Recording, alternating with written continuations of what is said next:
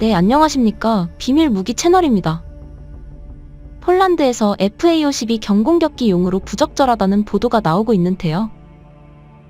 결국 이것이 엄청난 후폭풍으로 이어지며 폴란드가 크게 당황하는 상황이 되어버렸습니다.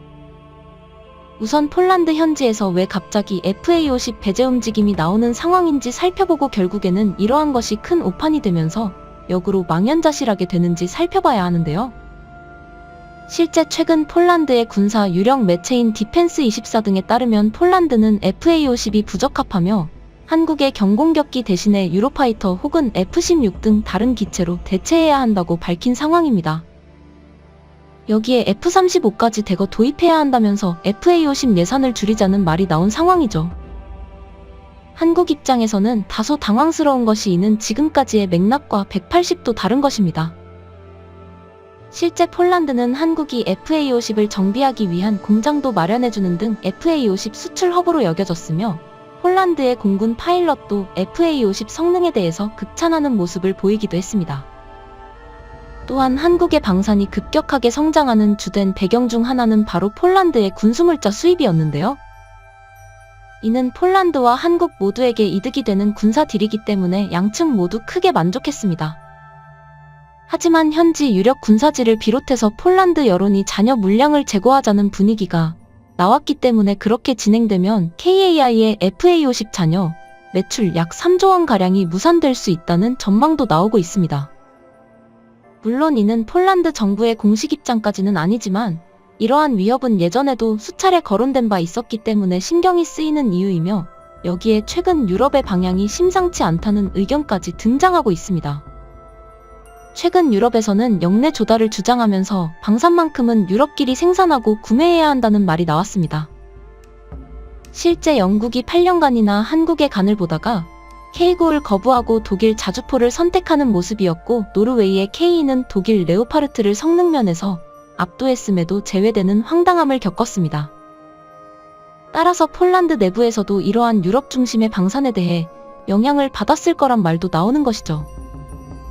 또한 일각에서는 다음과 같은 의견도 나오는데 폴란드에서도 다른 국가 같은 움직임이 우려된다는 겁니다. 인도네시아와 호주를 비롯한 많은 국가들이 정작 한국 방산과 계약을 해놓고 계약을 무시하거나 혹은 물량을 줄여버리는 방식으로 움직이면서 관계자들 속이 타들어 가게 했다는 겁니다. 또한 폴란드에서는 최근 한국에 이제 역으로 자국 무기를 구매할까라는 의견도 제기했습니다. 일단 폴란드는 K 전차의 추가 물량 도입을 검토하고 있다면서 연말에 계약을 체결하겠고 천무 도입에 이어서 내년 3차 계약에서는 현지에서 생산하겠다는 목표도 밝혔습니다. 폴란드는 국방 지원 기금을 통해서 계약을 완료하겠다며 강한 의지도 내비쳤습니다. 그런다면 한국 입장에서는 자금을 비롯해 여러 가지 문제도 해결된 게 아닌가 싶은데 다른 상황이 나왔죠. 지금까지 폴란드에서 자국의 무기를 가져가라는 소리는 거의 하지 않은 게 사실입니다만 이번에 처음으로 기술 이전과 현지 생산 조건에 더해서 폴란드 무기체계를 수입하길 바란 겁니다. 폴란드에서는 계약이 3차까지 가고 많은 물량을 한국에서 수입하는데 절충무역이 되어야 하며 폴란드의 대공방어 체계와 레이더, 박격포와 같은 방산품을 한국이 수입하길 원한다는 겁니다. 물론 방산은 절충무역이 맞긴 합니다만 한국 입장에선 폴란드 방산 체계를 수입하는 건 말이 안 되는 일인데 살만한 무기가 없고 한국이 훨씬 그레이드가 높으며 미국 무기를 폴란드를 통해 살 수는 없는 노릇입니다. 게다가 폴란드 현지 공장도 자신들이 만들지를 못해 결국 한국이 지어줘야 하는 상황으로 전해집니다. 보통 공장은 폴란드에서 어느 정도 가동이 되어야 접목이 되어 현지 생산이 의미가 있어지는데 폴란드의 공장들은 너무 소규모와 기술 부족으로 한국이 통째로 공장을 세워줘야 하는 판입니다. 일부 군사 채널에서는 폴란드의 지나친 요구라며 상당한 부담이 될 거라는 의견을 내고 있는데요. 이러다 보니 한국에서는 많은 이들은 폴란드도 이제 한국의 엄청난 오퍼를 처음에 집어넣었다가 결국에는 다른 나라와 비슷한 방향으로 흐를 수 있다는 사실을 경계하고 있는 모습인 것입니다. 물론 폴란드는 인도네시아나 다른 여타 국가와는 다른 국면이 있지만 반드시 유의해야 한다는 겁니다. 하지만 폴란드의 주요 언론의 주장과는 달리 치명적으로 후회하는 국면이 생길 수 있다는 점이 지적되는데요.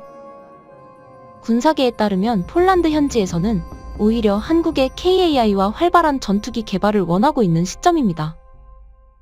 유럽의 굵직한 전투기 개발 프로젝트가 좌초되고 결정적으로 한국의 납기가 세계 최고이기 때문이죠. 대부분의 주요 방산 자원들, 특히 전투기는 최소 10수년은 소요되는 것이 기본적인 사안이기도 합니다. 그러나 한국 방산은 자주포와 전차를 비롯해서 이제 FA-50까지 1년 내 퀵 배송은 기본입니다.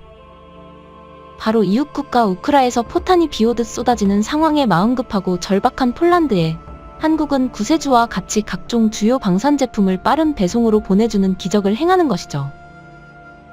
KAI는 역대 최단기간 납품을 추진할 수 있었던 동력으로 자사의 생산 역량뿐 아니라 정부 주도의 방위산업 지원 정책에 맞춘 민관군 원팀 전략을 꼽기도 했는데요. 이는 실제 많은 국가들이 하기 어려운 전략으로 일본의 경우 뒤늦게 한국 전략을 벤치마킹합니다.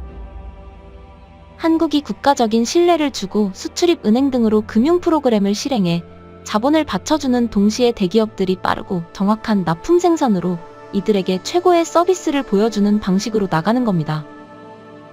여기에 방산 선진국들은 매우 박한 현지 생산이나 일부 기술 이전도 해준다는 것이 한국의 강점이며 현지 방산 시설을 통해서 사후 정비 서비스도 동시에 진행을 할 수 있으니 일석이조가 되는 셈인 상황입니다. 그런데 이렇게 한국의 방산이 다방면에서 위력을 발휘하는 가운데 유럽의 움직임이 심상치 않습니다. 미국을 제외한 유럽에서는 그래도 방산만큼은 자신들이 역내 조달은 물론 앞서 있는 면이 있다고 여겼습니다. 영국, 독일, 스페인, 프랑스 등은 6세대 차세대 전투기 개발을 위한 FCAS 프로젝트를 가동하고 있으며 한국의 FA-50과 같은 개념의 Airbus Future Jet Trainer라는 고등 훈련기를 만든다는 계획을 보이고 있었습니다. 그런데 이러한 계획들이 사실상 무산되는 동시에 이제 한국의 FA-50을 서로 맡으려고 한다는 정황이 나왔죠.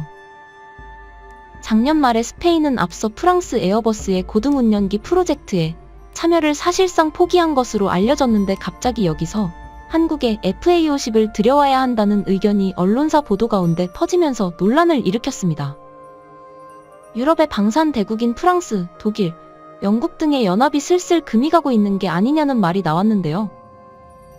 왜냐하면 스페인 역시 고등훈련기 개발에 참여했으며 6세대 전투기 과정 등에도 모두 관여했지만 개발은 제대로 진행되지 않았으며 결국에는 해당 프로젝트에서 하차하게 된 것입니다. 그러한 상황에 이제 스페인에서는 그럴 바에야 한국의 FA-50이 가성비 훨씬 낫다는 판단을 하게 된 것이죠. 막대한 예산을 FCAS 등 최첨단 전투기 플랜에 쏟아부어봤자 아무런 성과가 없다는 이야기였습니다.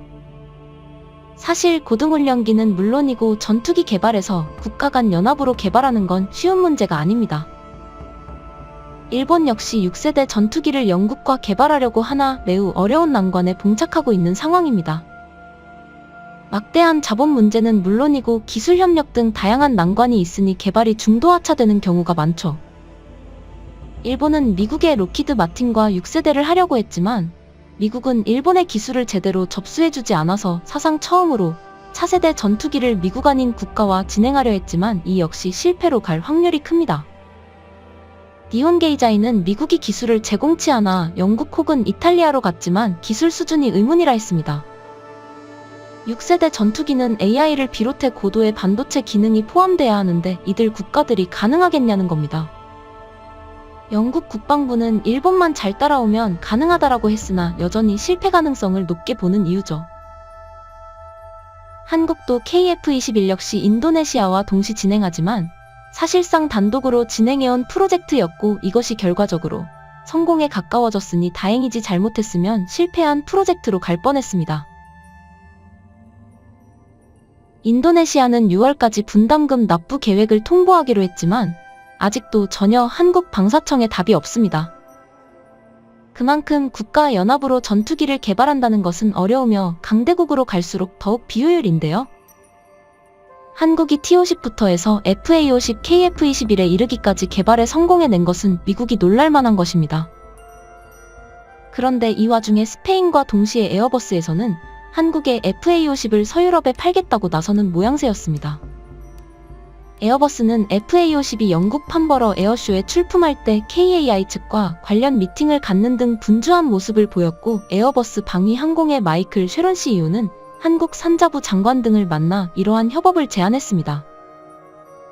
에어버스 디펜스는 한국의 FA50을 자신들이 FA50을 퍼뜨리는 허브가 되겠다 한 것입니다. 이는 스페인도 마찬가지인데 6세대 전투기가 실패로 돌아갈 경우 KF-21을 가져오겠다는 의도를 보입니다. 이는 일단 대단한 변화가 아닐 수가 없는데, 지금까지 낮게 보던 한국을 대우해줬다는 데 의미가 있고, 또한 현재의 러시아 전쟁을 통해서 많은 국가들이 전쟁은 실전임을 뼈저리게 깨달았다는 것입니다. 이 상황에 폴란드와 같이 즉시 한국과 무기를 계약하고 적극적으로 하지 않으면 안 됨을 파악한 것이고, 특히나 프랑스의 에어버스 디펜스가 나선 것은 다름 아닌 FA50의 미국 수출 가능성 때문이기도 합니다. KAI는 FA50이 미국 시장에 진출한다면 우방국 수출 확대의 길을 열어 전 세계 고등훈련기 및 경전투기 시장에서 1,300대, 점유율 50% 이상을 확보할 것으로 기대합니다. 미국이 보증해주는 고등훈련기는 이제 전 세계로 뻗어나가며 K9 자주포와 같이 된다는 뜻입니다. 따라서 이러한 상황에 폴란드가 느닷없이 FA50을 제고하자는 것은 흐름과 정반대가 돼버리는 겁니다.